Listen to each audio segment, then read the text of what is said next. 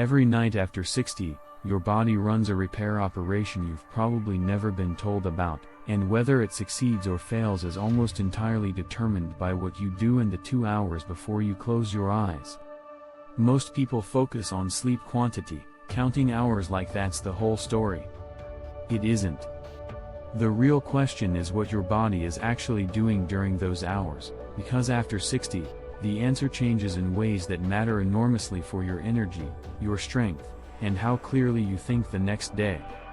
Researchers have now mapped the brain circuit that links deep sleep to growth hormone release, the hormone responsible for rebuilding muscle, burning fat, and supporting brain function overnight. That circuit doesn't work as efficiently as you age. And if you're waking up tired, feeling weaker than you should, or noticing your recovery taking longer than it used to, that's not just aging. That's a system that isn't getting what it needs to run. There's a specific protocol that addresses this, and it costs almost nothing to start tonight. Most people assume that aging is something that happens to you during the day, the aches when you stand up, the fatigue by mid-afternoon, the brain fog that creeps in by evening. Most people assume that aging is something that happens to you during the day, the aches when you stand up, the fatigue by mid-afternoon, the brain fog that creeps in by evening. But here's what almost nobody tells you: the most important biological decisions your body makes happen after you close your eyes. Tonight, you're going to find out exactly what's going on inside you while you sleep, and by the end of this, you'll have a specific protocol to change it.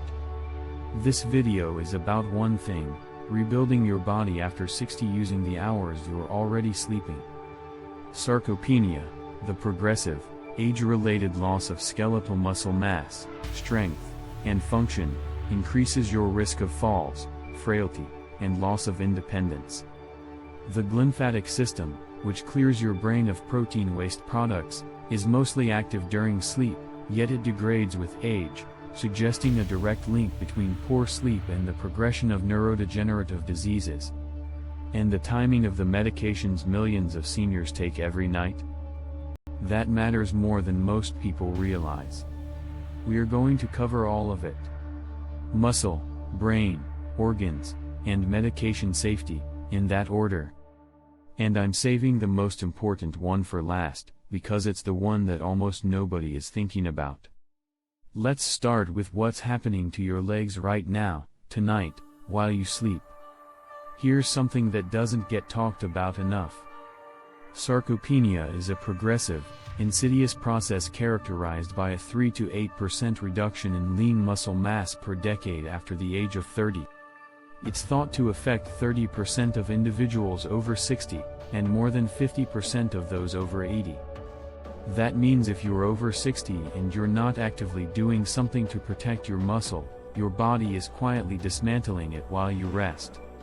And the frustrating part is that most people chalk it up to just getting older and move on. There's now vast evidence confirming that sleep disturbances are more common among sarcopenic patients, and sarcopenia is frequently observed among people with worse sleep quality. So the two problems feed each other. Poor sleep accelerates muscle loss, and muscle loss makes sleep worse. The cycle is real, and most people are caught in it without knowing it.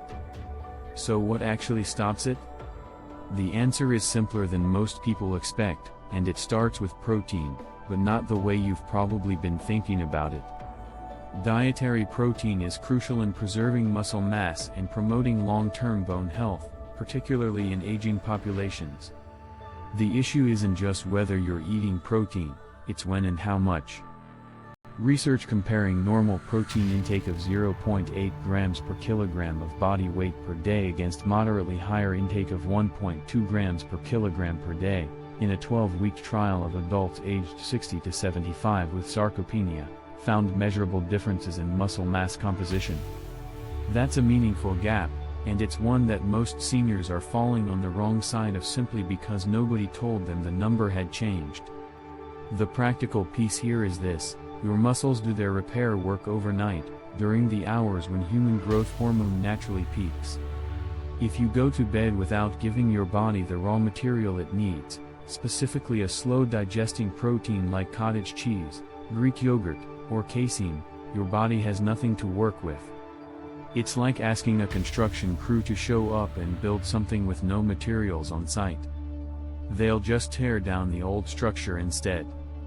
A small, protein-rich snack about an hour before bed, nothing heavy, just enough, gives your muscles something to work with while you sleep.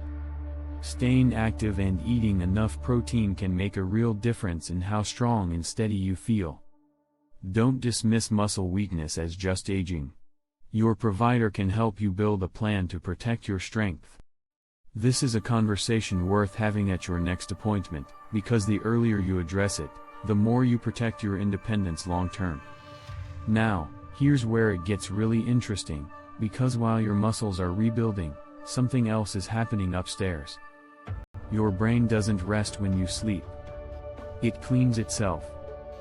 The glymphatic system is a recently discovered fluid clearance pathway in the brain that plays a central role in removing metabolic waste through the exchange of cerebrospinal fluid and interstitial fluid.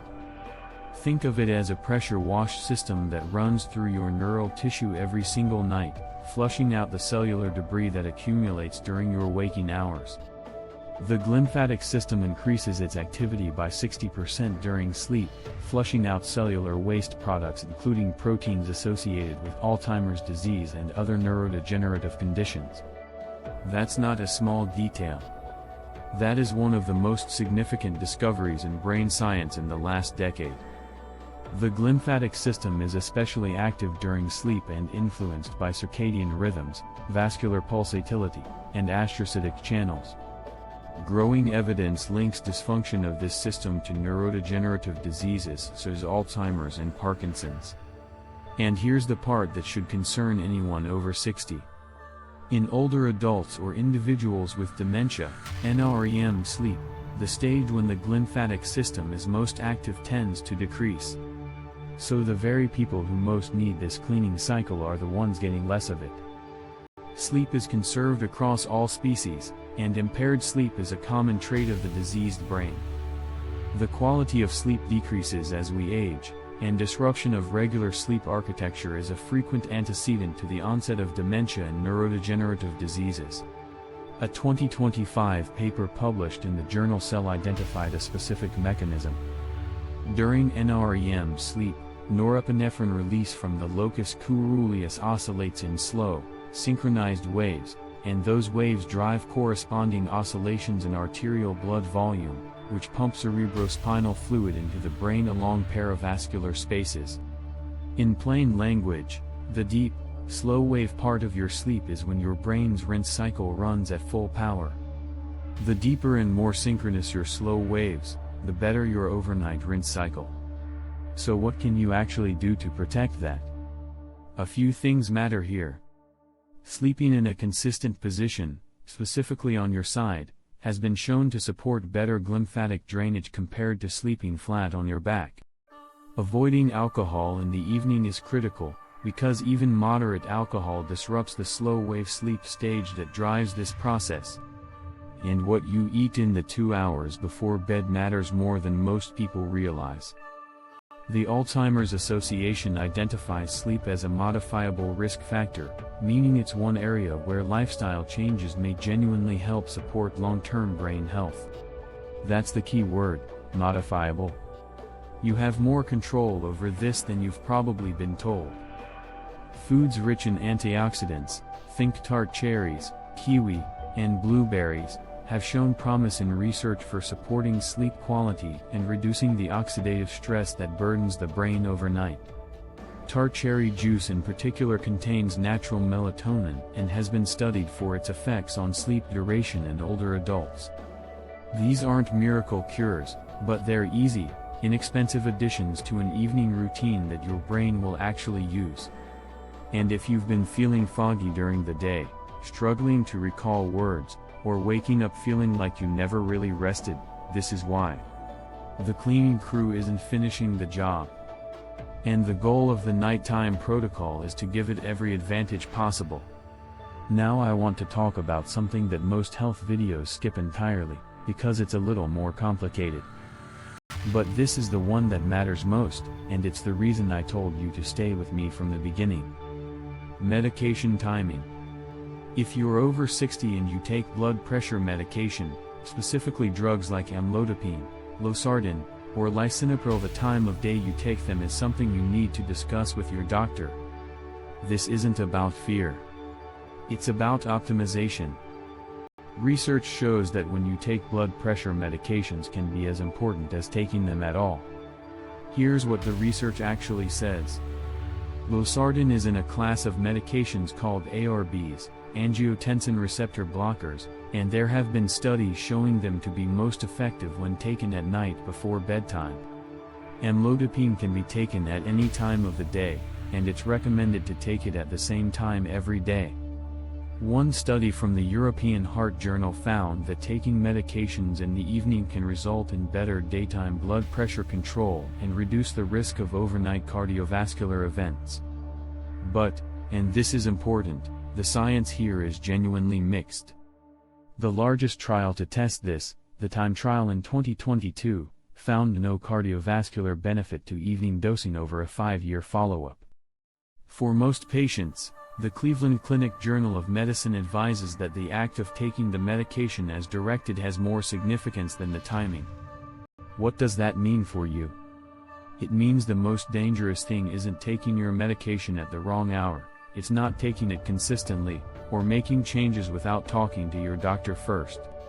Combination pills like lisinopril/HETZ, losartan/HETZ, or amlodipine/atorvastatin carry a diuretic component that usually argues against bedtime dosing, so ask your pharmacist before moving these to evening.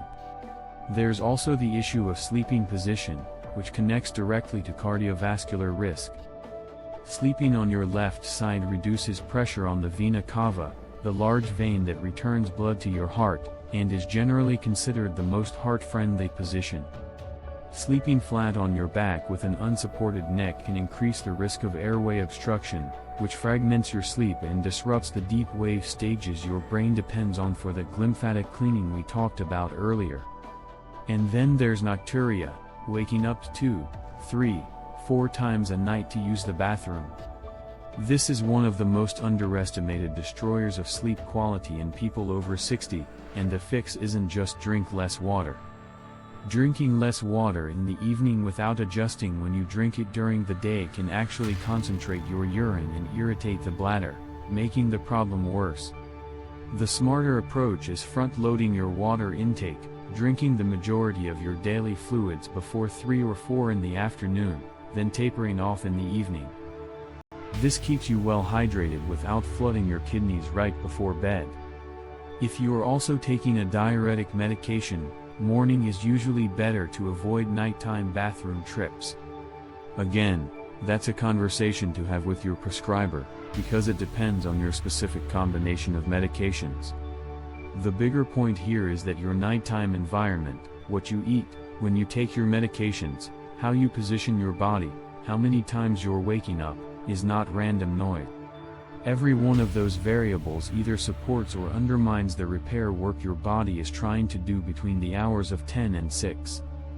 Before we wrap up, drop a comment below and tell me, which part of this surprised you most, the muscle loss, the brain cleaning, or the medication timing? I read every single comment, and your answer actually helps me know what to cover next. And if this is the kind of content you want more of, hit subscribe. We put out evidence-based videos for people over 60 every single week, and the next one is going to cover morning habits that either accelerate or undo everything you did the night before. Here's where we land. Your body is not passively declining while you sleep. It is actively making decisions, building muscle or breaking it down, washing your brain or letting the waste accumulate, managing your blood pressure or struggling against it. Early action can help you stay mobile, confident, and in control of your health. The nighttime protocol is about loading the deck in your favor, every single night, with changes that cost you almost nothing. Start with one thing tonight. Add a small, protein-rich snack about an hour before bed, cottage cheese, Greek yogurt, a handful of almonds. Try tart cherry juice or a kiwi in the evening to support your sleep quality and give your glymphatic system the deep slow wave sleep it needs to run. The question is whether you're giving it what it needs to do the job. And tomorrow, pull out your medication bottles and look at what time you've been taking them, then bring that conversation to your doctor. Your brain isn't just resting during sleep, it's actively performing critical maintenance that can't happen while you're awake. So is the rest of your body. Now you know how. Start tonight.